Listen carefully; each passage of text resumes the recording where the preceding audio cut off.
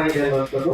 ಆ ಕಾರಣಕ್ಕಾಗಿ ನಾವು ಕೂಡ ನಿಮ್ಮ ವೆಲ್ವಿಷರ್ಗಳಾಗಿ ಈ ಗ್ರಾಮದಲ್ಲಿ ಬರುವಂಥ ಸಮಸ್ಯೆಗಳಲ್ಲಿ ಬಂದಾಗ ಶಿಕ್ಷಣ ತಗೊಂಡಿರೋದು ನಿಮ್ಮ ಸ್ಪಂದನೆಗೆ ನಮ್ಮ ಕಡೆಯಿಂದ ಒಂದು ಸಣ್ಣ ಗೌರವ ಮಾಡಿ ಹೋಗ್ತೀವಿ.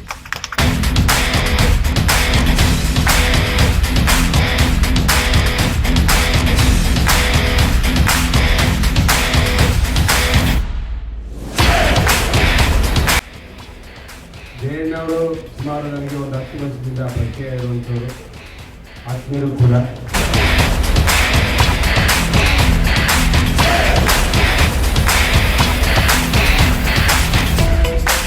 ವೀಕ್ಷಕರೇ, ನಿನ್ನೆಯಷ್ಟೇ ನನ್ನೂರಿನ ಸರ್ಕಾರಿ ಶಾಲೆಯ ಪುನರುಜ್ಜೀವನ ಮಾಡಲು ಕಳೆದ 1.5 ವರ್ಷದಿಂದ ನಡೆಸಿದ ಪ್ರಯತ್ನದ ಬಗ್ಗೆ ಒಂದು ಸಣ್ಣ ಮಾಹಿತಿಯನ್ನು ಹಂಚಿಕೊಳ್ಳುವ ಯತ್ನ ನಡೆಸಿದ್ದೆ. ಇಂದು ಅದರ ಮುಂದುವರಿದ ಭಾಗ ನಿಮ್ಮ ಮುಂದೆ ತರಲು ಇಚ್ಛಿಸ್ತಾ ಇದ್ದೇನೆ. ನಿನ್ನೆ ತಿಳಿಸಿದಂತೆ ನಮ್ಮೂರಿನ ಸರ್ಕಾರಿ ಶಾಲೆಯ ಪುನರುಜ್ಜೀವನಕ್ಕೆಂದು ವಾಟ್ಸಪ್ ಗ್ರೂಪ್ ಒಂದನ್ನು ಕ್ರಿಯೇಟ್ ಮಾಡಿದ್ವಿ.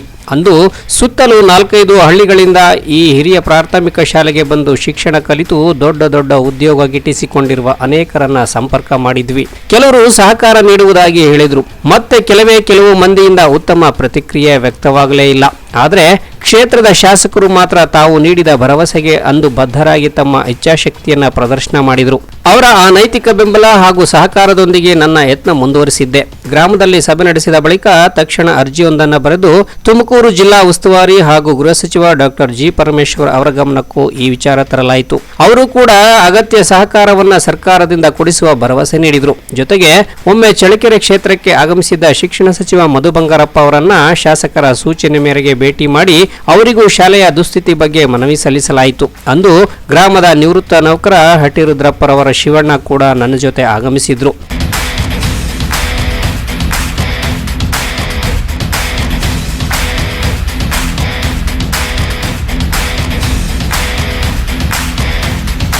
ಇಷ್ಟಾದ್ಮೇಲೂ ನಮ್ಮೂರಿನ ಪ್ರೈಮರಿ ಶಾಲೆ ಕಿಷ್ಕಿಂದೆ ಅಂತ ಜಾಗದಲ್ಲಿದ್ದು ಮಕ್ಕಳಿಗೆ ಆಟವಾಡಲು ಮೈದಾನವಿಲ್ಲ, ಶೌಚಾಲಯಗಳಿಲ್ಲ. ಹೀಗೆ ಮೂಲಭೂತ ಕೊರತೆಗಳ ಕಾರಣಕ್ಕೆ ಗುಣಮಟ್ಟದ ಶಿಕ್ಷಣ ಸಿಗದೆ ಇರೋದ್ರಿಂದ ಗ್ರಾಮದ ಸುಮಾರು 30ಕ್ಕೂ ಅಧಿಕ ಮಕ್ಕಳು ಸುತ್ತಮುತ್ತಲ ಖಾಸಗಿ ಶಾಲೆಗಳ ಬಣ್ಣದ ವಾತಾವರಣದ ಕಡೆ ಮುಖ ಮಾಡಿಬಿಟ್ಟಿದ್ದಾರೆ. ಪರಿಸ್ಥಿತಿ ಹೀಗೆ ಮುಂದುವರೆದರೆ ಸರ್ಕಾರಿ ಶಾಲೆಗಳು ಬಾಗಿಲು ಹಾಕೋದ್ರಲ್ಲಿ 2 ಮಾತಿಲ್ಲ. ಹಣ ಇರೋ ಮಂದಿ ಖಾಸಗಿ ಶಾಲೆ ಕಡೆ ಮುಖ ಮಾಡ್ತಾರೆ. ಬಡವರ ಮಕ್ಕಳು ಶಿಕ್ಷಣದಿಂದ ವಂಚಿತರಾಗೋದು ಬೇಡ ಅನ್ನೋ ಕಾರಣಕ್ಕೆ ಶಾಸಕರ ಬಳಿ ಮತ್ತೊಮ್ಮೆ ಚಿತ್ರದುರ್ಗದ ಬಳಿಯ ತುರುವನೂರು ಬಳಿ ಸಾರ್ವಜನಿಕರ ಕುಂದು ಕೊರತೆ ಆಲಿಸುತ್ತಿದ್ದ ಸಭೆಯ ಸ್ಥಳಕ್ಕೆ ಹೋಗಿ ಅವರನ್ನ ಭೇಟಿ ಮಾಡಿ ವಿಚಾರ ಮನವರಿಕೆ ಮಾಡಿದ್ವಿ. ಆಗ ಗ್ರಾಮಕ್ಕೆ ಬರುವುದಾಗಿ ಭರವಸೆ ನೀಡಿದ್ದ ಶಾಸಕರು ಕೊಟ್ಟ ಮಾತಿನಂತೆ ಒಮ್ಮೆ ಗ್ರಾಮಕ್ಕೆ ಭೇಟಿ ನೀಡಿ ಶಾಲೆಯ ಸ್ಥಿತಿಯನ್ನ ಗಮನಿಸಿದ್ರು. ಅದಕ್ಕೆ ಬೇಕಾದ ಅನುದಾನ ನೀಡುವುದಾಗಿ ಭರವಸೆ ಕೂಡ ನೀಡಿದ್ರು.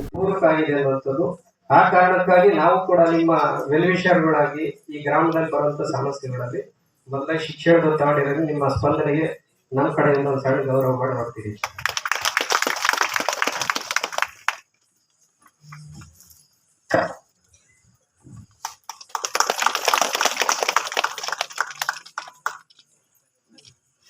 ಇದೀಗ ಶಾಸಕರು ಗ್ರಾಮದ ಶಾಲೆಗೆ 80 ಲಕ್ಷದಷ್ಟು ಅನುದಾನ ನೀಡುವುದಾಗಿ ಭರವಸೆ ನೀಡಿದ್ದಾರೆ.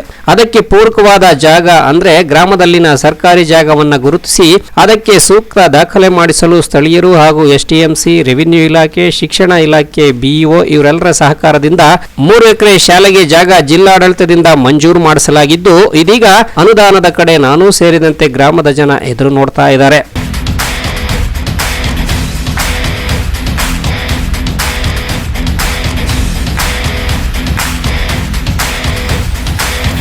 ಈ ಎಲ್ಲ ಬೆಳವಣಿಗೆ ನಡುವೆ ಇದೀಗ ಮುಂದಿನ ತಿಂಗಳು ಏಪ್ರಿಲ್ 12 ಹಾಗೂ 13ರಂದು ಗ್ರಾಮದಲ್ಲಿ ಪ್ರತಿ ವರ್ಷದಂತೆ ಈ ಬಾರಿಯೂ ಲಕ್ಷ್ಮೀ ರಂಗನಾಥ ಸ್ವಾಮಿ ಜಾತ್ರಾ ಮಹೋತ್ಸವವಿದ್ದು ಏಪ್ರಿಲ್ 12ರ ಉತ್ಸವದ ರಾತ್ರಿಯಂದು ಬಹಳ ವರ್ಷಗಳಿಂದ ನೆನೆಗುದಿಗೆ ಬಿದ್ದಿದ್ದ ಸಾಮಾಜಿಕ ನಾಟಕ ಅಭಿನಯಿಸಲು ನನ್ನ ಕ್ಲಾಸ್ಮೇಟ್ಸ್ ಜೊತೆ ಕೆಲ ಹಿರಿಯ ಹಾಗೂ ಕಿರಿಯ ಸ್ನೇಹಿತರು ಕೈ ಜೋಡಿಸಿದ್ದು ಸರ್ಪ ಸಾಮ್ರಾಜ್ಯ ಅನ್ನೋ ಸಾಮಾಜಿಕ ನಾಟಕ ಅಭಿನಯಿಸಲು ವೇದಿಕೆ ಸಿದ್ಧವಾಗಿದೆ.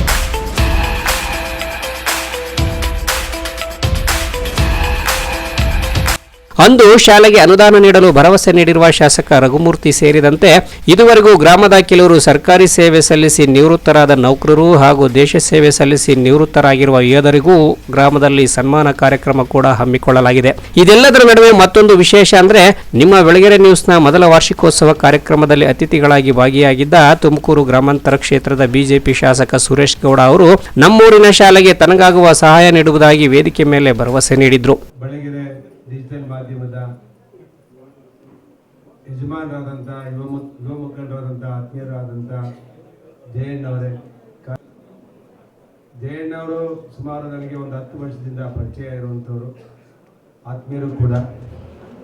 ಕೆಲವು ಸಂದರ್ಭದಲ್ಲಿ ಅವರು TV9 ಕೆಲಸ ಮಾಡ್ತಿದ್ದರಿಂದ ನನಗೆ ಪರಿಚಯ ಇದೆ. ಒಂದು ಕಾಡುಗೊಲ್ಲ ಸಮಾಜದಿಂದ ಬಂದಿರೋ ಹಿಂದುಳಿದ ಒಬ್ಬ ಮುಖಂಡ, ಏನೋ ಒಂದು ಸಾಧನೆ ಮಾಡಬೇಕು ಅಂತ ಹೇಳಿ TV9 ಬಿಟ್ಟು ತನ್ನದೇ ಆದ ಒಂದು ಸಂಸ್ಥೆಯನ್ನು ಕಟ್ಕೊಂಡು ಅದರಲ್ಲಿ ವಿನೂತನವಾದ ಒಂದು ನ್ಯೂಸ್ಗಳನ್ನು ಮಾಡೋ ಮುಖಾಂತರ ತುಮಕೂರು ಜಿಲ್ಲೆಗೆ ಒಂದು ಮಾಧ್ಯಮದಲ್ಲಿ ಛಾಪು ಮೂಡಿಸುವಂಥ ಕೆಲಸವನ್ನು ಜಯಣ್ಣವರು ಮಾಡ್ತಾ ಇದ್ದಾರೆ. ನಾನು ಈ ಸಂದರ್ಭದಲ್ಲಿ ಅವರಿಗೆ ಅಭಿನಂದನೆಗಳನ್ನು ಸಲ್ಲಿಸ್ತೇನೆ. ಜಯಣ್ಣವರಿಗೆ ಈ ಸಂದರ್ಭದಲ್ಲಿ ಹೇಳೋದಿಷ್ಟೇ, ಇನ್ನೂ ವಯಸ್ಸು ಚಿಕ್ಕದು, ನಿಮಗೆ ಇನ್ನೂ ಬಹಳ ಇದೆ ಪತ್ರಿಕೆ ರಂಗದಲ್ಲಿ. ಒಂದು ಸಾಧನೆ ಮಾಡ್ಬೇಕಾದ್ರೆ ಪರಿಶ್ರಮ ಮತ್ತೆ ಶ್ರದ್ಧೆ, ಪ್ರಾಮಾಣಿಕತೆ ಈ ಮೂರನ್ನು ಅಳವಡಿಸ್ಕೊಂಡ್ರೆ ಯಶಸ್ಸನ್ನು ಕಾಣ್ಬೋದು.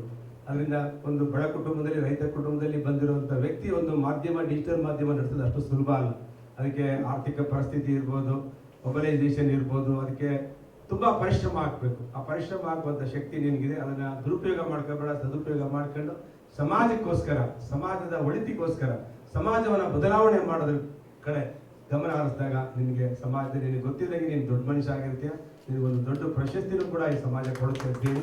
ಈ ಸಂದರ್ಭದಲ್ಲಿ 1 ವರ್ಷ ಯಶಸ್ವಿಯಾಗಿ ನಡೆಸ್ಕೊಂಡ್ಬಂದಿರೋದಕ್ಕೆ ನಿನಗೆ ಅಭಿನಂದನೆ ಸಲ್ಲಿಸ್ತೇವೆ. ಮತ್ತು ನಿನ್ನ ಶಾಲೆಗೆ ನನ್ನ ಕೈಯಲ್ಲಾಗಿದ್ದಂಥ ಸಹಾಯವನ್ನು, ಧನ ಸಹಾಯವನ್ನು ಮಾಡ್ತೀನಿ ಅಂತ ಈ ಸಂದರ್ಭದಲ್ಲಿ ನಿಮಗೆ ಮತ್ತೊಮ್ಮೆ ಅಭಿನಂದನೆ ಸಲ್ಲಿಸಿ ನನ್ನ ಮಾತು ಮುಗಿಸ್ತೇನೆ. ನಮಸ್ಕಾರ. ಹಾಗಾಗಿ ಅಂದಿನ ಕಾರ್ಯಕ್ರಮಕ್ಕೆ ಸುರೇಶ್ ಗೌಡ್ರು ಅವರನ್ನು ಕೂಡ ಅತಿಥಿಯಾಗಿ ಆಹ್ವಾನ ನೀಡಿದ್ದೇನೆ. ಅವರು ಕೂಡ ಬರಲು ಒಪ್ಪಿದ್ದು, ಶಾಲೆಗೆ ಹೊಸ ರೂಪ ಬರಲು ಇಷ್ಟೆಲ್ಲ ಹೋರಾಟ ಮಾಡಲಾಗಿದೆ. ಮುಂದೆಯೂ ಕೂಡ ಜಿಲ್ಲಾ ಉಸ್ತುವಾರಿ ಸಚಿವರು ಸೇರಿದಂತೆ ಶಾಲೆಗೆ ಅಗತ್ಯ ಸಹಕಾರ ನೀಡುವ ಉದಾರ ಮನಸ್ಸಿನ ಜನರಿಂದ ಅಗತ್ಯ ಸಹಕಾರ ಪಡೆದು ಕ್ಷೇತ್ರದ ಶಾಸಕರ ಕನಸು ಹಾಗೂ ನಮ್ಮಗಳ ಇಚ್ಛೆಯಂತೆ ಸರ್ಕಾರಿ ಶಾಲೆಯನ್ನ ಮಾದರಿ ಶಾಲೆಯಾಗಿ ರೂಪಿಸುವ ಯತ್ನ ನಡೆಸಲಾಗುವುದು. ಇದಕ್ಕೆ ತಾನೇ ಹೇಳೋದು, ಇಚ್ಛಾಶಕ್ತಿಯೊಂದಿದ್ರೆ ಒಳ್ಳೆ ಕೆಲಸಕ್ಕೆ ಅಗತ್ಯ ಸಹಕಾರ ಜನಪ್ರತಿನಿಧಿಗಳು ಸೇರಿದಂತೆ ಎಲ್ಲರಿಂದಾನು ಸಿಕ್ಕೇ ಸಿಗುತ್ತೆ ಅಂತ. ಈ ಎಲ್ಲ ಬೆಳವಣಿಗೆ ನನಗೆ ವೈಯಕ್ತಿಕವಾಗಿ ತೃಪ್ತಿ ತಂದಿದ್ದು, ಮುಂದೆಯೂ ಈ ತರದ ಸಮಾಜಮುಖಿ ಚಿಂತನೆಗೆ ನಮ್ಮ ನ್ಯೂಸ್ ಚಾನೆಲ್ ಬದ್ಧವಾಗಿರುತ್ತೆ ಅನ್ನೋ ವಿಶ್ವಾಸದೊಂದಿಗೆ ಸಹಕಾರ ನೀಡುತ್ತಿರುವ ಪ್ರತಿಯೊಬ್ಬರಿಗೂ ಗೌರವಪೂರ್ವಕ ವಂದನೆಗಳನ್ನು ತಿಳಿಸ್ತೇನೆ.